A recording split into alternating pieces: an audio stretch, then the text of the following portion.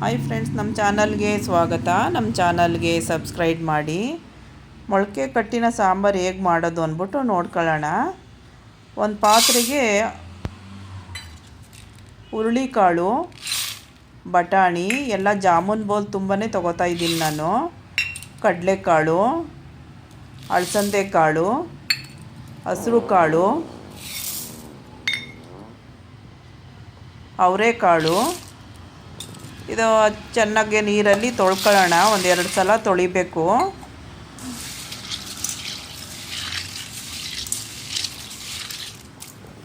ಒಂದೆರಡು ಸಲ ತೊಳ್ಕೊಂಡಿದ್ದೀನಿ. ಈಗ ನೀರು ಹಾಕೊಂಡು ನೆನೆಯಕ್ಕೆ ಬಿಡೋಣ. ನೈಟು ಫುಲ್ಲು ನೆನೆಸಿದ್ದೆ ನಾನು.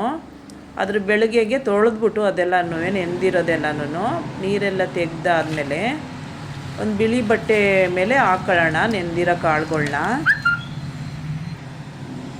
ಹಾಕ್ಕೊಂಡಿದ್ದೀನಿ. ಬಟ್ಟೆಯಲ್ಲಿ ಮುಚ್ಚಿ ಒಂದು ಪಾತ್ರೆಗೆ ಇಡೋಣ. ಪಾತ್ರೆ ಒಳಗಡೆ ಪಾರವಾದ ವಸ್ತು ಇಡೋಣ ಕಾಳುಗಳ ಮೇಲೆ.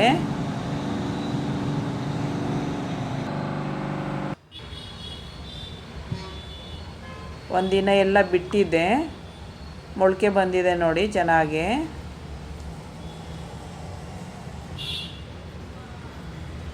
ಸ್ಟವ್ ಆನ್ ಮಾಡ್ಕೊಳ್ಳೋಣ. ಇವಾಗ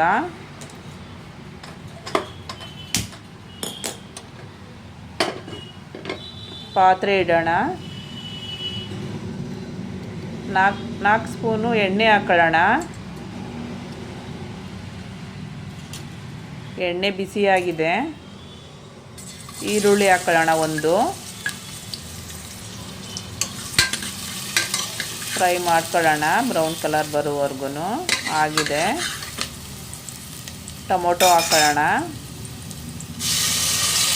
ಒಂದು ಟೊಮೊಟೊ ತೊಗೊಂಡಿದ್ದೀನಿ. ಮೊಳಕೆ ಬಂದಾದಮೇಲೆ ಪುನಃ ತೊಳೆದು ನಾನು ನೀರೆಲ್ಲ ತೆಗೆದು ಮೊಳಕೆ ಕಾಳನ್ನ ಹಾಕೋತಾ ಇದ್ದೀನಿ. ಮೊಳಕೆ ಎಲ್ಲ ಬಂದಮೇಲೆ ಪುನಃ ನೀರಲ್ಲಿ ತೊಳೆದು ನೀರೆಲ್ಲ ತೆಗೆದು ಕಾಳುಗಳು ಹಾಕೋತಾ ಇರೋದು ಮೊಳಕೆ ಕಾಳನ್ನ ನಾನು.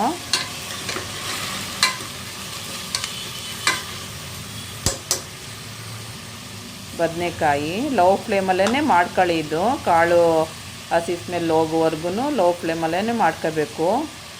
ಬದನೆಕಾಯಿ ಒಂದು, ಆಲೂಗೆಡ್ಡೆ ಒಂದು, ಅರ್ಧ ಕಟ್ಟಷ್ಟು ಮೆಂತ್ಯ ಸೊಪ್ಪು.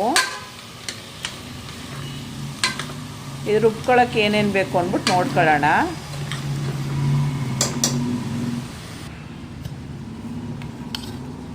ಈರುಳ್ಳಿ ಒಂದು, ಅರಿಶಿನದ ಪುಡಿ ಅರ್ಧ ಚಮಚ, 2 ಇಂಚು ಶುಂಠಿ, ಬೆಳ್ಳುಳ್ಳಿ 2 ಉಂಡೆ, ಚಕ್ಕೆ 2 ಇಂಚು, ಲವಂಗ 5, ಕೊತ್ತಂಬರಿ ಸೊಪ್ಪು ಒಂದು ಸ್ವಲ್ಪ.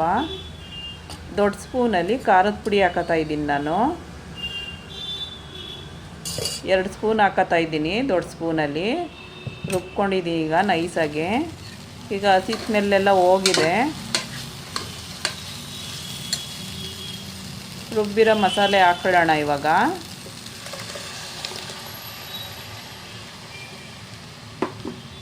ಒಂದು ಸ್ವಲ್ಪ ಫ್ರೈ ಮಾಡ್ಕೊಳ್ಳೋಣ. ಇದು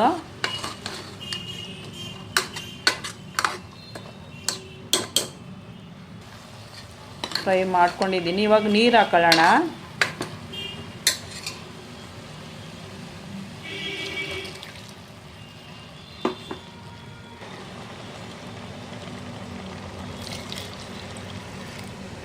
ಎರಡು ಗ್ಲಾಸಷ್ಟು ನೀರು ಹಾಕ್ಕೊಂಡಿದ್ದೀನಿ ನಾನು ಈಗ.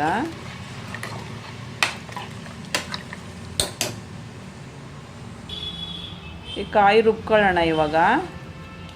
ಅದು ಬೇಯಕ್ಕೆ ಬಿಟ್ಟಿದ್ದೀನಿ.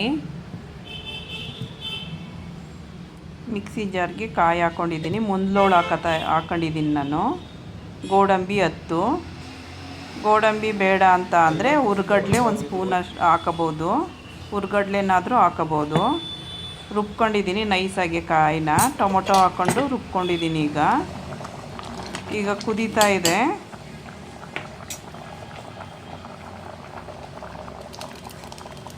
ಕಾಯಿ ಹಾಕೊಳ್ಳೋಣ, ರುಬ್ಬಿರೋ ಕಾಯಿನ.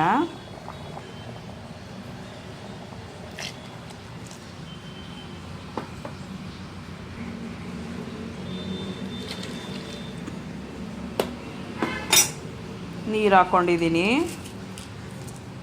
ಎಲ್ಲ ಮಿಕ್ಸ್ ಮಾಡ್ಕೊಳ್ಳೋಣ. ಇವಾಗ ಉಪ್ಪು ರುಚಿಗೆ ಮಿಕ್ಸ್ ಮಾಡ್ಕೊಳ್ಳೋಣ.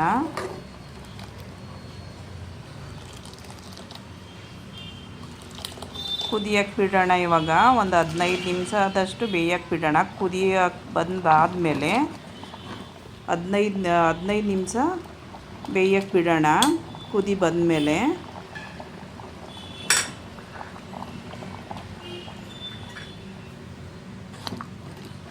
ಆಗಿದೆ. ಸರ್ವಿಂಗ್ ಬೌಲ್ಗೆ ಹಾಕೊಳ್ಳೋಣ.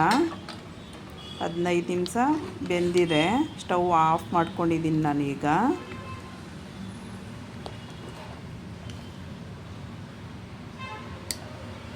ಚೆನ್ನಾಗಿರುತ್ತೆ. ನಾನು ಮಾಡ್ದಂಗೆ ಮಾಡಿ, ತುಂಬ ಟೇಸ್ಟಿಯಾಗಿರುತ್ತೆ. ಮುದ್ದೆಗೆ, ಚಪಾತಿಗೂ ಚೆನ್ನಾಗಿರುತ್ತೆ, ಪೂರಿಗೂ ಚೆನ್ನಾಗಿರುತ್ತೆ. ಇಷ್ಟು ತೆಳು ಇದ್ದರೆ ಸಾಕು ಸಾಂಬಾರು. ಅನ್ನಕ್ಕೆ ಚೆನ್ನಾಗಿರುತ್ತೆ, ಚಪಾತಿಗೆ, ಪೂರಿಗೆ, ಮುದ್ದೆಗೆ ತುಂಬ ಚೆನ್ನಾಗಿರುತ್ತೆ. ಟ್ರೈ ಮಾಡಿ ನೋಡಿ ಒಂದು ಸಲ, ತುಂಬ ಚೆನ್ನಾಗಿ ಬರುತ್ತೆ. Thank you.